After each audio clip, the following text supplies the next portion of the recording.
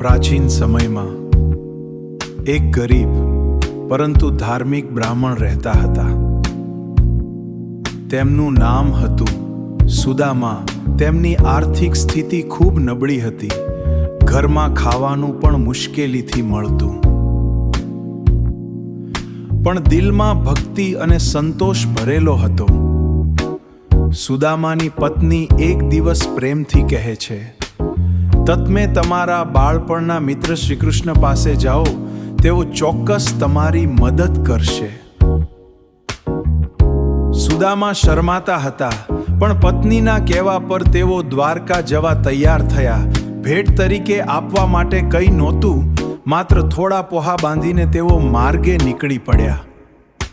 જ્યારે સુદામા દ્વારકા પહોંચ્યા, ત્યારે મહેલના દરવાજા ખુલ્યા અને સ્વયં શ્રી કૃષ્ણ દોડી આવ્યા.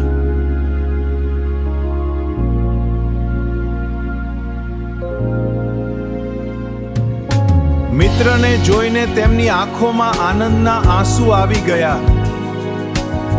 તેમને સુદામાને ગળે લગાવી લીધા. ભગવાને પોતાના મિત્રના પગ ધોઈને સન્માન આપ્યું.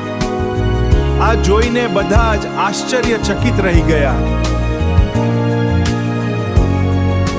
સુદામા પોતાની પોહાની પોટલી છુપાવતા હતા.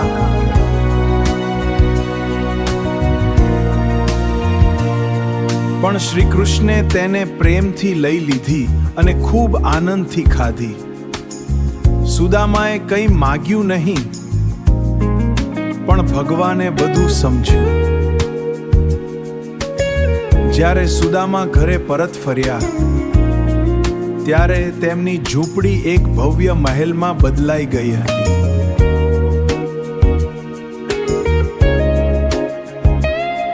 આ બધું ભગવાનની કૃપા અને મિત્રતાનું ફળ હતું. એ કહેવાય છે કે આ ચમત્કાર અક્ષય તૃતીયાના દિવસે થયો હતો. એટલે આ દિવસ અક્ષય એટલે કે ક્યારેય ન ખૂટે એવું પુણ્ય આપતો દિવસ માનવામાં આવે છે.